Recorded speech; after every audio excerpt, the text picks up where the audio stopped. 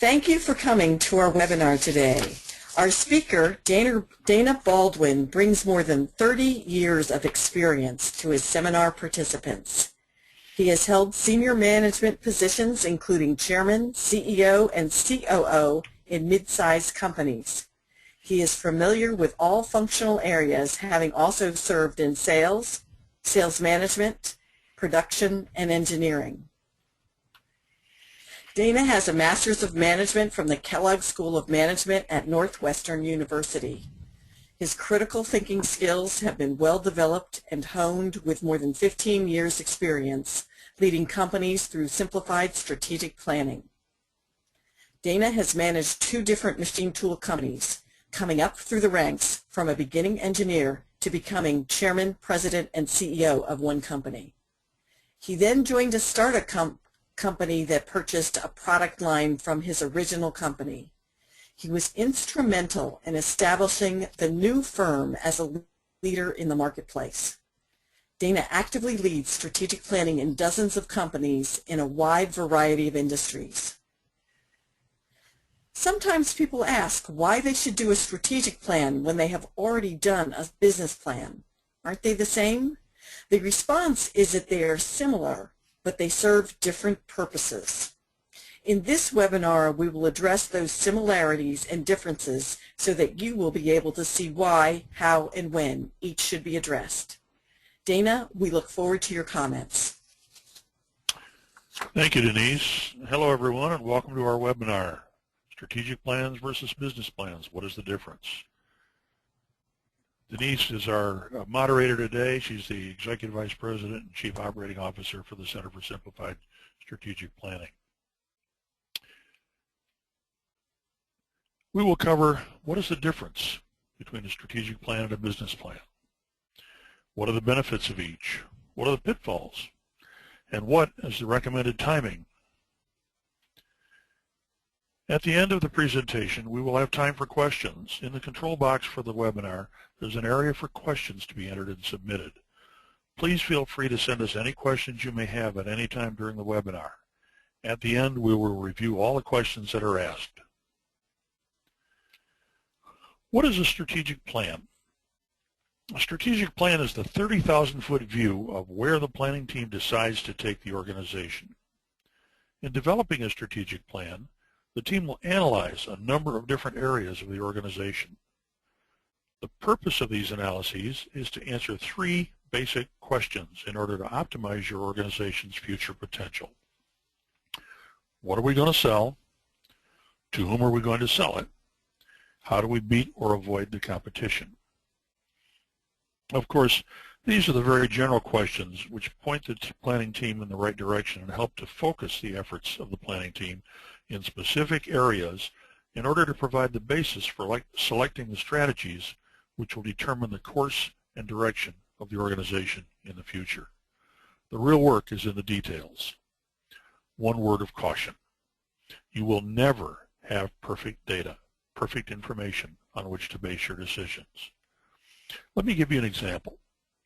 Some years ago, our founder, Chuck Bradford, was presenting our seminar, Simplified Strategic Planning. During a break, he was talking with one of the groups attending and asked them if they had been doing any strategic planning. They said yes, they've been at it for about 4 years.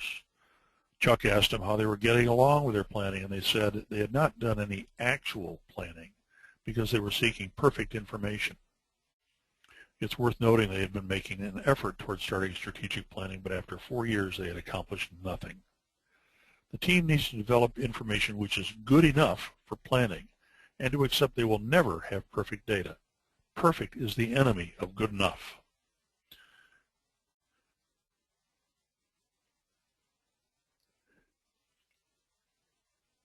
Our goal is to follow a realistic process of strategic planning, which will end up with an actionable, realistic strategic plan that can be executed.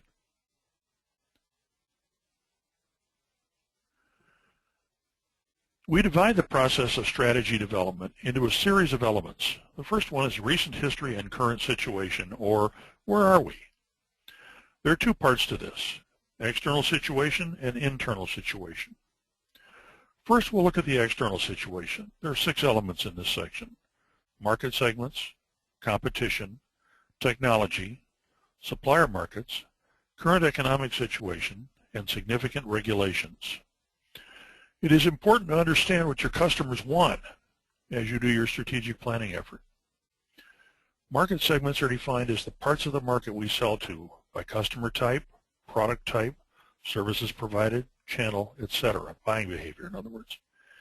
We are looking for common buying behavior in a particular market segment and to have it different from other segments which make up the rest of our business. The stuff we're doing today we call our core business, and we will end up with a strategy for each core business segment. Competition analysis is pretty obvious. We look at our main competitors in each market segment to see what makes them tick, how large they are, what their total core business is, how much we overlap them in our core business segments, what are their strengths and weaknesses, so forth. Technology is analyzed to see how we compare to both our competitors and to the state of the art of technology. We look at the technology used to provide our services and to make our products. We also look at how we use technology within our company and to communicate with our customers and suppliers, as well as communicate internally. If we provide technology in our products or services, we examine how we compare to our competitors and to the state of the art. Supplier markets include two areas for analysis. First, do we use any supplies or materials which are very high priced, are available in limited supply, or are supplied from a part of the world which could cut off our supplies? If so, should we have contingency plans? Let me tell you a quick story on this one. It's kind of interesting. Back a number of years ago, when the Yugoslavia came apart at the seams and divided into 5 different countries, I think it was. Just before that, a company had put its tooling and its production of a key element wholly into Yugoslavia and had no other source of supply. Of course, when the war started, there was a total embargo on anything going in and out other than medicine and food.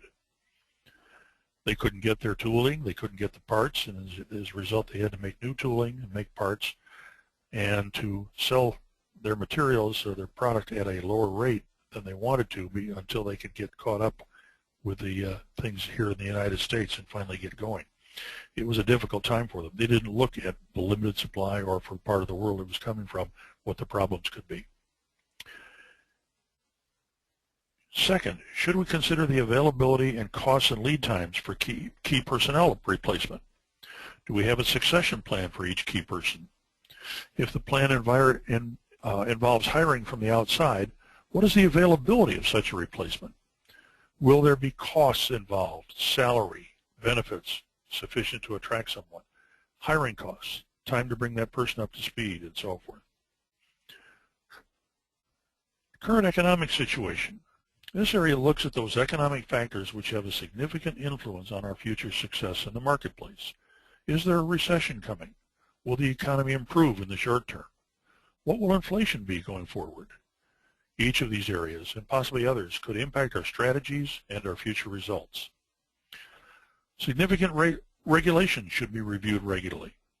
With the potential impact that both governmental and non-governmental regulations have on the economy, it is important to stay abreast of NPRMs, Notices of Proposed Rulemaking, in many different areas. The goal here is to select those areas which could have a significant impact on your business, either positive or negative, and to try to be ready for them when they come.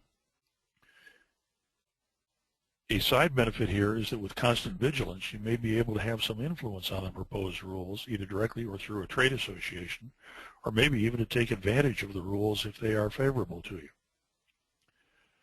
The next section is our internal situation.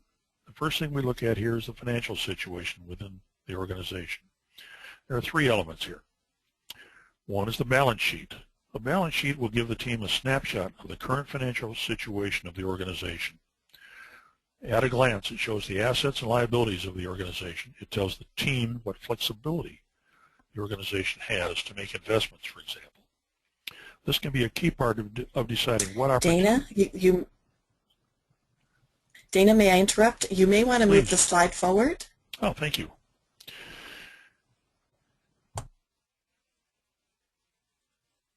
The balance sheet will tell the team what flexibility the organization has to make investments, for example. This can be a key part of deciding what opportunities the organization will be able to undertake. The second part is a 5-year income statement. The purpose of this exhibit is to show the top-line sales and bottom-line profits over recent history. The team will be able to see trends in sales, costs, and profits.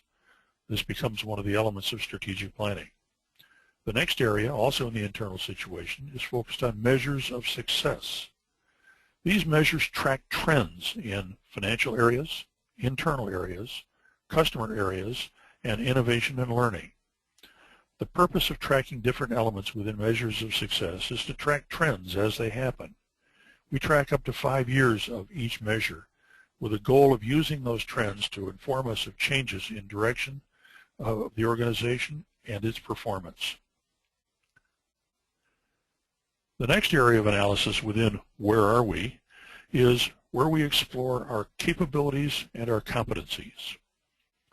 We define capabilities as strengths and weaknesses. We want to build on our strengths to make ourselves better both inside and outside of the company. We list our strengths and weaknesses and then determine which ones are critical. A critical strength is one which is highly important to our future success as an organization. A critical weakness is one which probably should be addressed in order to prevent it from harming our future capabilities.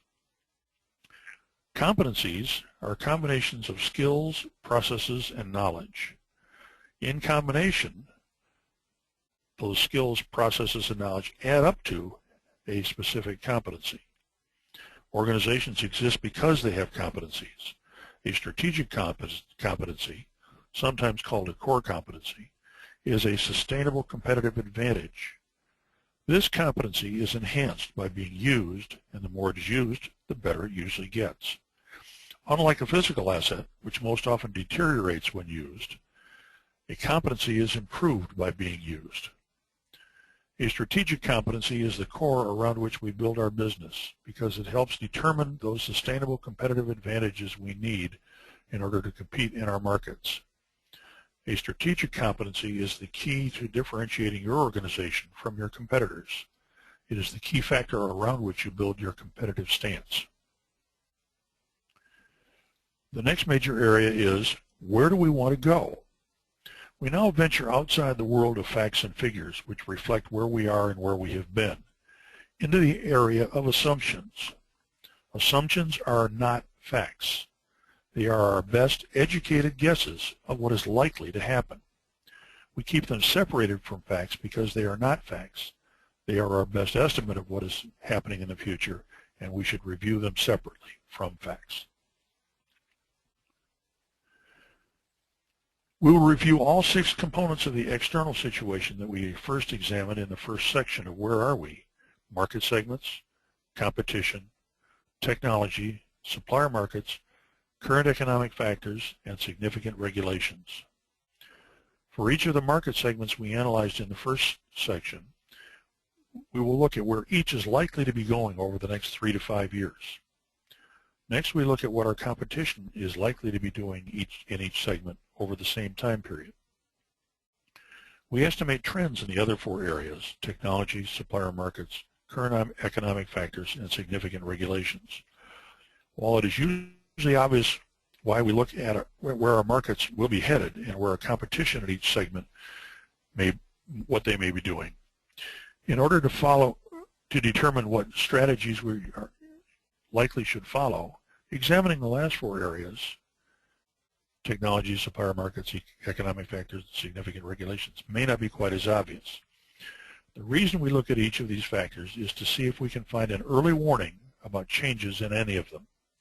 For example, if, in supplier markets, there could be a shortage of people with particular skills we require to do our business, we may want to look to hire while skilled people are available. Another example could be that if we see a significant change in the economic situation or the regulatory situation, We need to be able to anticipate what actions we should take to protect our market shares in our business. Next is perceived opportunities. What are new areas for potential growth or to enhance productivity?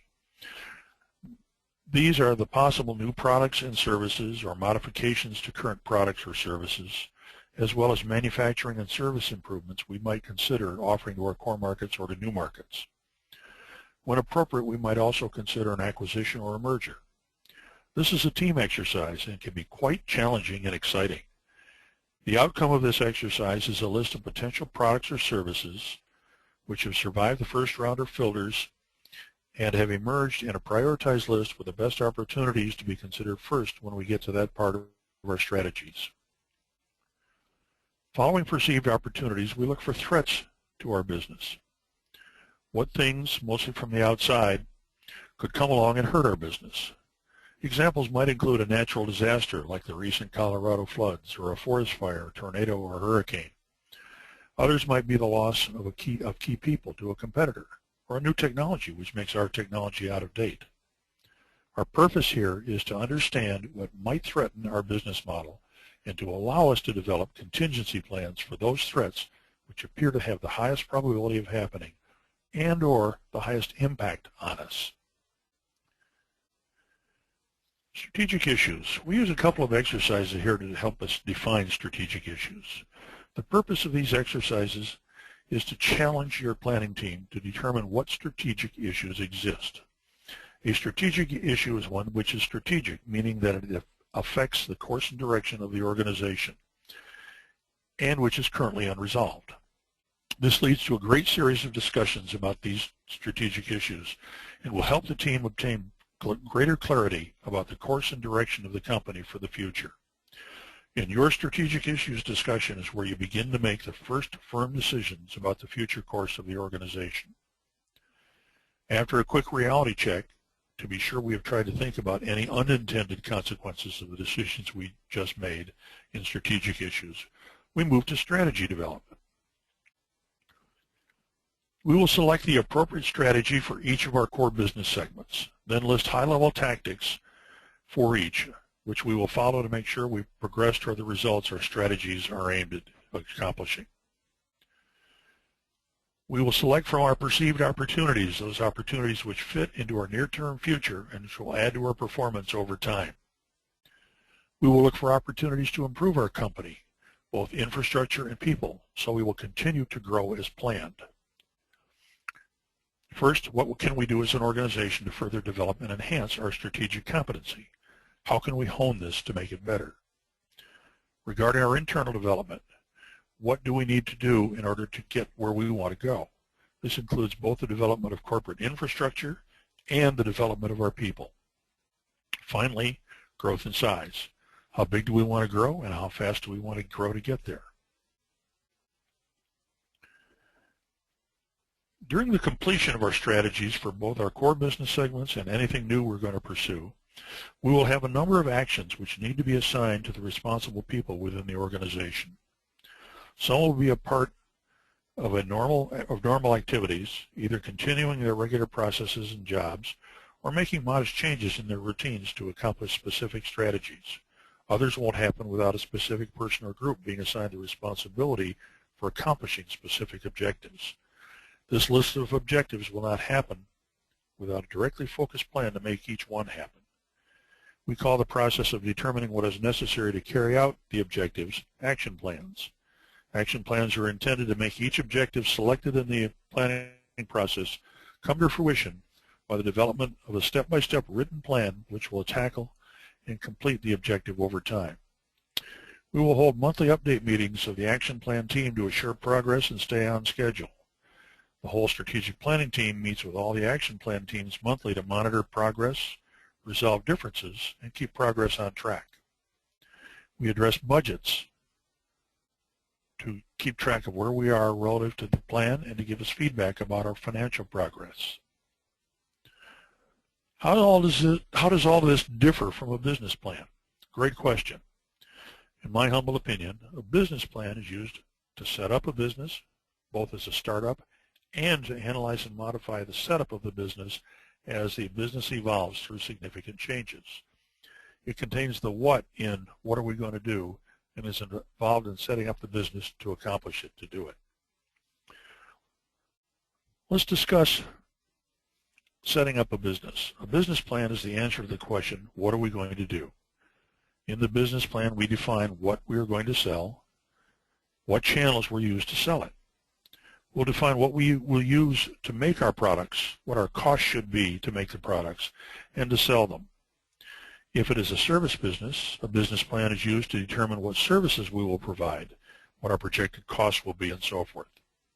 It defines what the makeup of the organization will be, its hierarchy, structure, capitalization, and investment. It selects markets to be served and the means for the organization to serve them. It is the fundamental starting document for a business. The other use of a business plan is in the ongoing evolution of a business or organization. It is a rare organization which can go along for years without changing as its markets and competitive situations evolve. When the changes are minor, they usually can be dealt with directly, but when they become bigger, it is smart to step back and to drive the changes by re-examining the business plan to see where changes need to be made to make the organization more effective. Often this will be a result of the determinations made in the strategic plan, as the organization responds to the needs and preferences of the marketplace and to the actions of its competitors. The strategic plan gives the organization the how we are going to compete, and the business plan gives the what we need to do internally to deliver the products and services needed to carry out the strategic plan. The reason I went through such a detailed explanation of strategic planning is to give you the basis for comparing a strategic plan to a business plan. There are obviously many overlaps in the contents of both types of plans, but their overall goals are somewhat different. The business plan is the what are we going to do and is a necessary component of establishing and maintaining a business. The strategic plan is how are we going to do it vehicle for determining the future course and direction of the organization. Why wouldn't an organization do both every year? Actually, you can. I have several teams who take the strategic plan and then develop a business plan for the next 12 months. In the business plan, what each functional area is going to do is outlined in detail. This allows for better communication up front and will help prevent silos. Once an organization is up and running, once the business plan has been implemented, the fine-tuning becomes a matter of strategy, not of organizational layout. Any changes in the structure should be part of the strategic plan, with its resources required and the outcomes expected clearly delineated. It should not be necessary to go back and redetermine the purpose and structure of the company each time one plans. The strategic plan should suffice with its analyses of the many components of the organization. What are the benefits of strategic planning? There are many benefits derived from using a good strategic planning, like the simplified strategic planning process. Remember that the strategic plan is the 30,000-foot view of where we want the business to go. A good process will bring to the table all of the elements to accomplish that goal by answering the three questions I posed earlier. What are we going to sell? To whom will we sell it? And how can we beat or avoid the competition?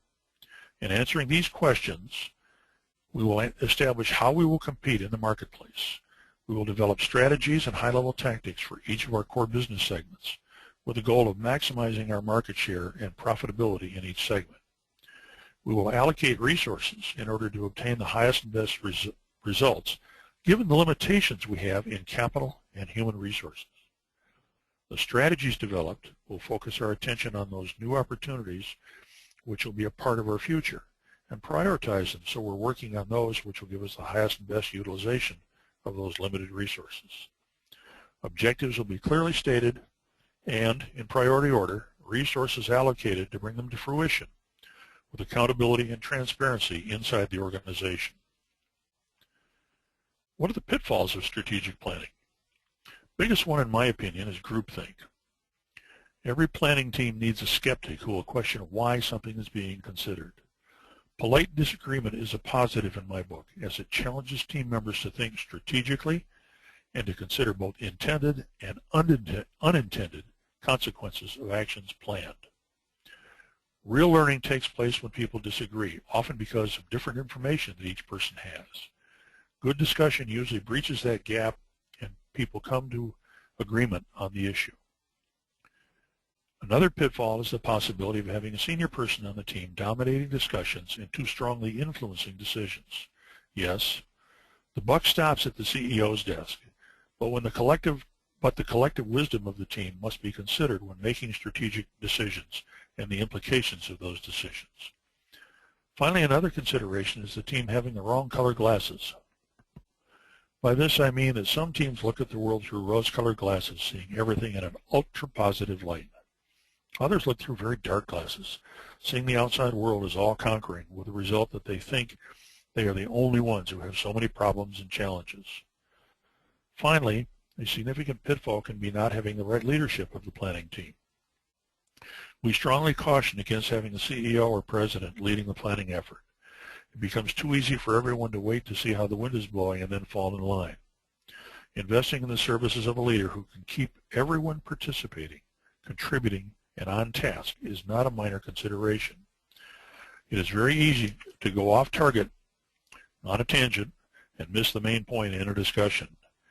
A professional strategist who is a good leader can be a wise investment in the future of your organization. What are the benefits of business planning?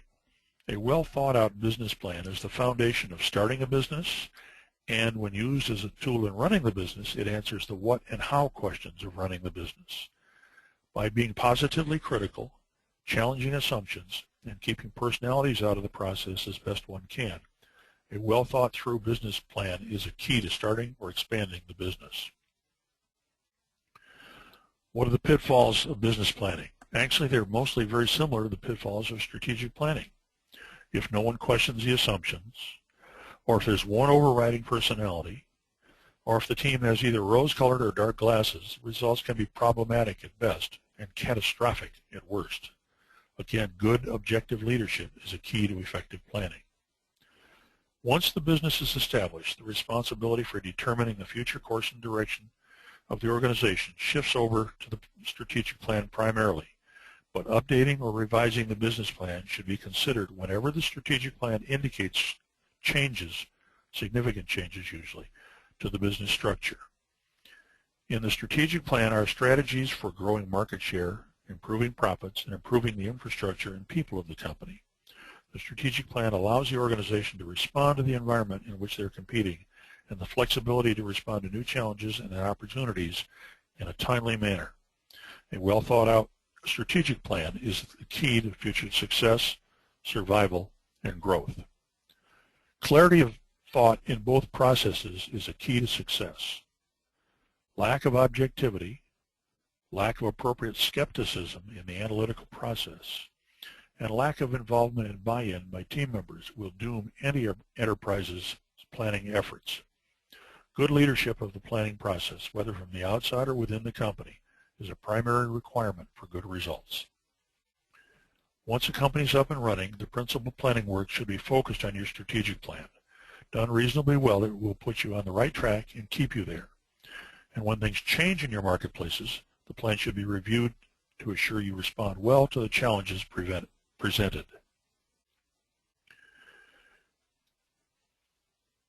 If you're not happy with your present planning efforts, or if you want to learn more about our highly acclaimed and highly effective simplified strategic planning approach, please consider attending one of our seminars presented across the USA every fall and spring. For attending this webinar, we're offering a great deal for you to attend one of our seminars. The normal fee to attend is $1,895 per attendee. But because you attended this webinar, we're offering a significant reduction to only $995 per attendee. And if you bring your CEO or president along with a paid attendee, the CEO or president will attend for free. For those who have heard this webinar through our archives, this same offer is available. Just call our seminar coordinator, Elizabeth Tidd, at 734-995-3465 and tell her you heard this offer at the end of the webinar, and she'll give you the same discount as above. Thank you all for attending. At this time, I'll answer any questions you may have. Thank you, Dana. That's really given us some food for thought. I see that I have 3 questions, but for those of you who are on the line, if you want to ask questions, if you could put them in the question box, I will pick them up. But we have 3 out there. So the first one is, what is the best interval to review and update a strategic plan? Under ideal circumstances, and most of the time the right thing to do is to review your strategic plan once a year. By that I mean go over the individual elements, update your assumptions, make sure that everything is going on, add new perceived opportunities, discuss new strategic issues, and do a complete update, review and revise the strategic plan. You should be reviewing your assumptions no less frequently than every quarter in almost every business that we know of. And if you do those 2 things, quarterly reviews of your assumptions and an annual update, you'll keep on top of the situation and you'll have a strategic plan that will get, if good to start, it'll get better and better going down as you get more practice in doing the reviews and the updates. Excellent. Let's see, the second question. How should we update our business plan, and does it need to be done every year? That's a matter of choice. There are companies, as I said before, who use the strategic plan to drive the business plan and the business plan to drive the business. If that's the case, then you should do it frequently, if not annually.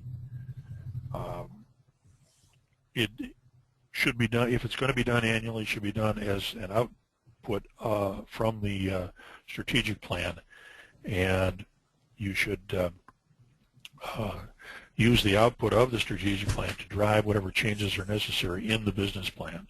It doesn't need to be done every year, especially if things are not changing much in your business and in your marketplaces. But it's a decision that you need to make as a company, and every company's situation can be different. Thank you, Dana. I'd like to add a little bit to that comment. I have one team, and this is what they do. So first, there are sort of 2 types of business plan. The business plan when you set up your business, and that's business plan with a capital B, and this is setting up, so if you're going into the retail business, your business plan is going to define your channels. So are you actually going to set up retail stores, or are you selling over the internet and setting up a big warehouse? So those are 2 very different organizational structures, and they require different bricks and mortar. So that's kind of the business plan with a capital B. Business plan with a small b, the example I like to give is I've got a team who develops their strategic plan, and so they have their 3 to 5 year vision and then their key objectives. But then what they do is they drive it to a business plan where at the very last session of strategic planning, we take it and each functional area then writes down the 5 to 10 things that they're going to do over the course of the next year. And as each functional area does this, then all the other functional areas can view what they have on their list and see if anything's missing. So am I thinking that marketing is going to do something for me in the next 12 to 18 months and it's not on their list? Now we're talking the big things, not the little things. But we've found that by driving this strategic plan into the business plan and then having the business plan, the functional areas write out what they're doing and then combining that into a plan that's going to be executed over the next year. This, I'm going to call it the small b business plan, really has reduced silos for the firm, and they've gotten some of the sort of going in assumptions where people are assuming something's going to happen that really isn't going to happen or could happen, but nobody's really thought of it. We get some of these things ironed out before the budgeting process and before the year starts out, and that really has helped get the whole team communicating better. So that's how people have driven that from their strategic plan. So that's just an example. Oh, I'm sorry, go ahead. Absolutely right. That's great input. Thank you. It's key because what it does, as Denise said, is it gives good visibility, clarity, and the responsibility for accomplishing things, and gets those done in writing and out in the open so that everybody is on the same page as they go into each year. And the last question, we may have just covered it, but let me ask it. How does a strategic plan fit into a business plan? But before you answer it, if anyone has additional questions, please just go to that question box on your control panel and type in your questions. But Dana, how does a strategic plan fit into the business plan? Well, effectively, we've covered it. But I think it's worth emphasizing. The strategic plan is the strategies of how we're going to take things to market. And what we need to do then in terms, as part of the strategic plan, is what do we have to do in terms of the infrastructure and the people in the company. And one of the things in that is clarity and completeness and lack of opaqueness, if you will, on what we're going to do. And that's where the strategic plan, driving its strategies, driving its actions into the business plan, can be a key for a company's or an organization's success. Excellent. Well, Dana, thank you. You've given us a lot of food for thought. I'd like to thank all the participants. We have other webinars that are archived on our website. If you're interested in listening, we've got a number of different topics there. And, of course, we'd love to see you at our seminar. Thank you for joining us on Strategic Plans versus Business Plans. What's the difference?